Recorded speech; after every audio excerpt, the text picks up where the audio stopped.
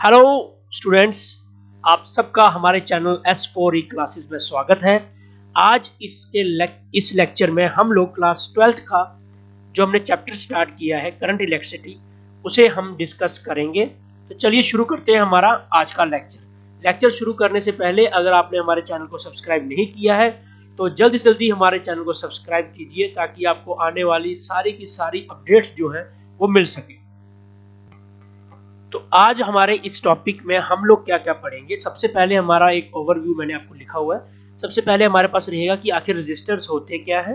Then we will discuss about register colour coding, जो हमारा main topic है। उसके बाद हम पढ़ेंगे रेजिस्टर की टॉलरेंस वैल्यू जो होती है वो क्या होती है।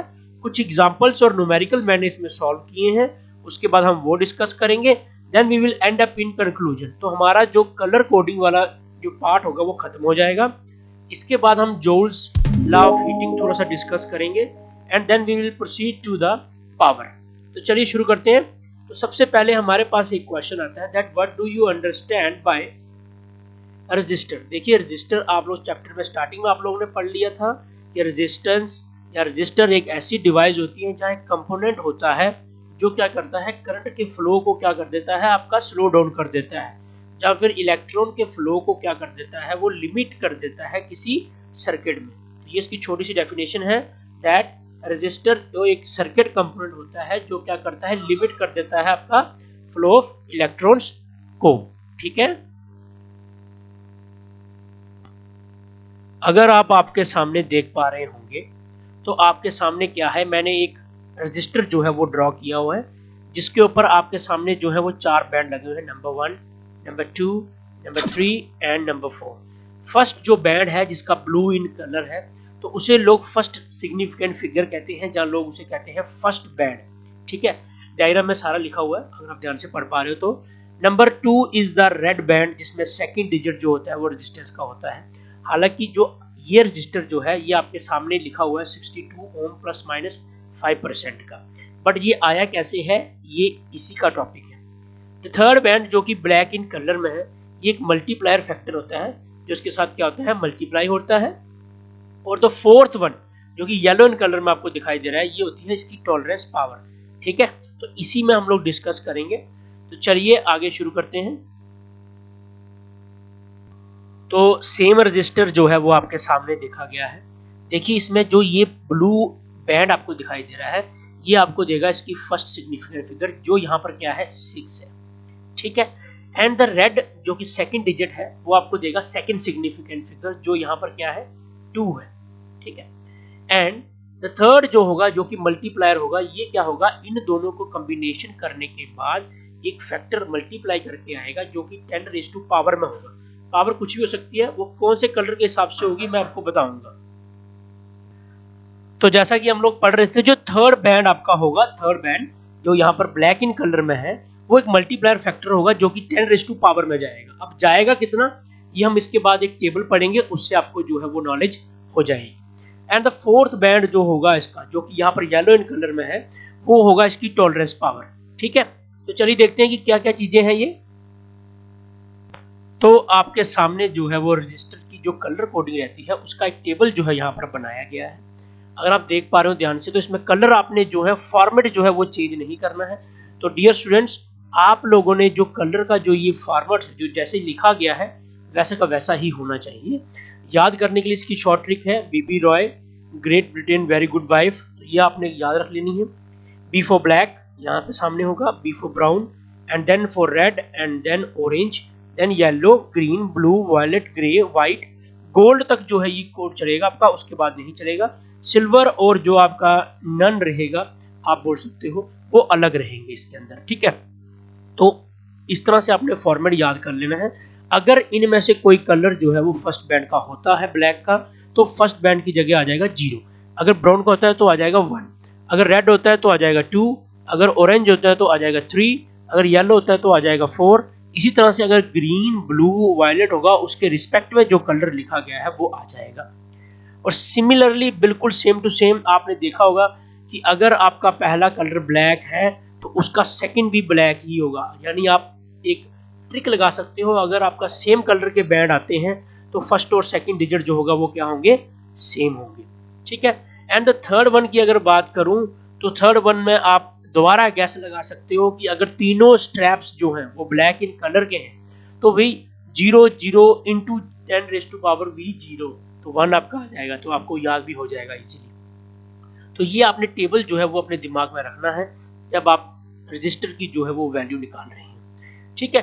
एंड द फोर्थ बैंड की अगर बात करूं, देखिए इसमें कोई भी कलर हो डजंट मैटर, हमें कुछ फर्क नहीं पड़ता, लेकिन अगर गोल्ड या फिर सिल्वर या फिर अगर आपका नन या कोई कलर ना हो तो ये तीन चीजें आपने नोट करनी है, because this is the tolerance power. तो 5% इसका आ जाएगा, इसका 10% आ जाएगा और इसका कितना आ जाएगा 20% जो है वो आ जाएगा। तो आपके सामने यहाँ पर क्या है, दो एग्जांपल्स मैंने ली हुई हैं। तो ये अगर आप देख पा रहे हो रजिस्टर, और ये आप रजिस्टर देख पा रहे हो, दोनों अलग अलग हैं। इसमें सबसे पहला कलर जो है वो ऑरेंज है। अकॉर्डिंग टू माय टेबल जो मैंने अभी पढ़ा, ऑरेंज का कलर आ जाएगा आपके पास 3, फर्स्ट बैंड है तो 3 आ जाएगा। व्हाइट है सेकंड बैंड व्हाइट है तो उसके रिस्पेक्ट में उसका जो कलर आ जाएगा वो आ जाएगा आपका बैंड का सिग्निफिकेंट फिगर आ जाएगी 9। और third band is your yellow, तो येलो आ जाएगा यानी 10⁻⁴ आ जाएगी, तो ये 10,000 आ गया। फोर्थ बैंड सिल्वर है इसलिए जो टॉलरेंस आ जाएगी वो 10% का आ जाएगी।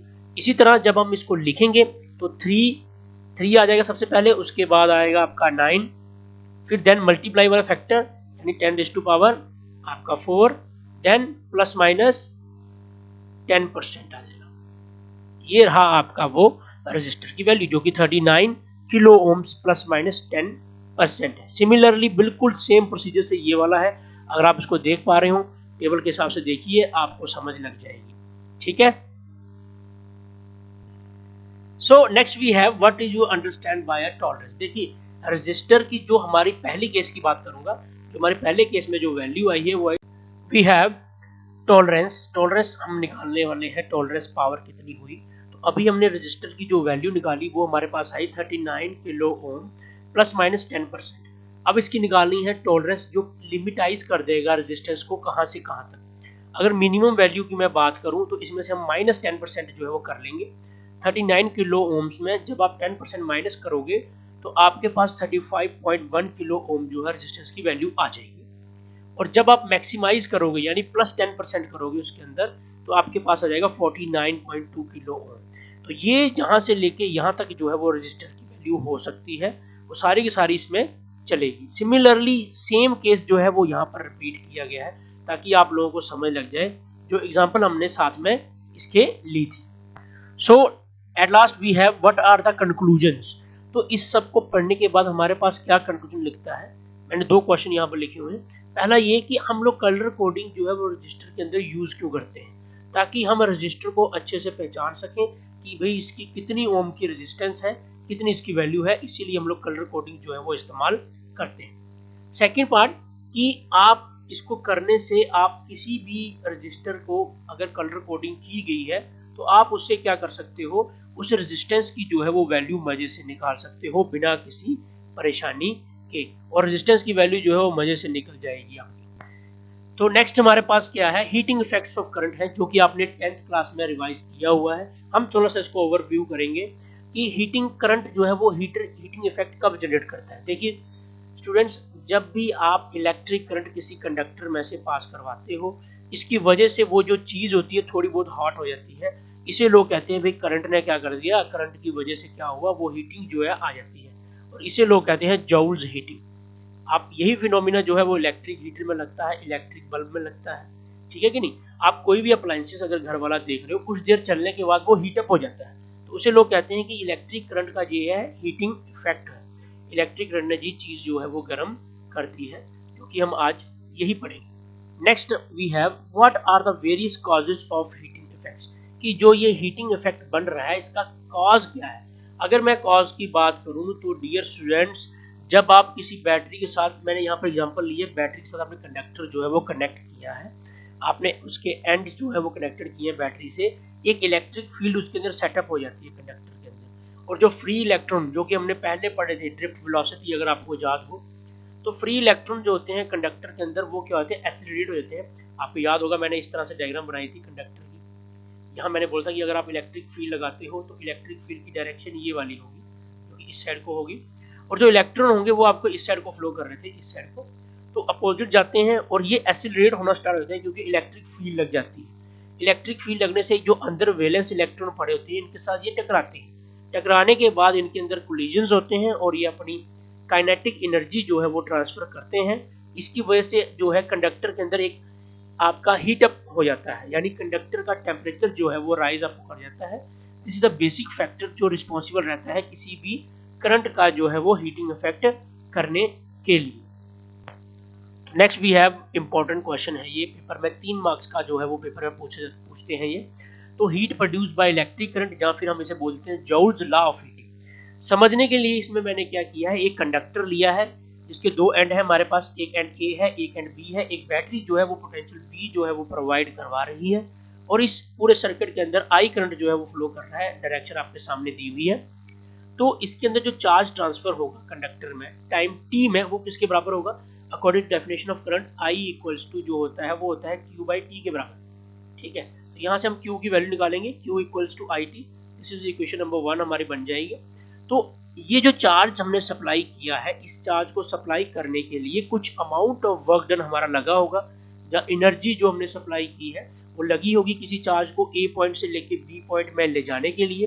तो according to the definition of potential, potential की डेफिनेशन क्या है, that V equals to W by Q। ठीक है, तो W बाय Q हमने यहाँ से वर्क डन की डेफिनेशन निकाल लेनी है। W इक्वल टू जो है वो किसके बराबर आ जाएगा आपके सामने, यहाँ पर W जो है वो आ जाएगा आपका W अपॉन Q, और W equals to V into Q, यानी वर्क डन होगा पोटेंशियल इंटू जो चार्ज आपका जो है वो लगा है। तो वेयर V जो होगा वो क्या होगा, is the potential difference between A and B। तो उसे लिखते हैं W equals to V A minus VB, V equals to V A minus VB हम लिखते हैं जैसे यहाँ पर लिखा हुआ है।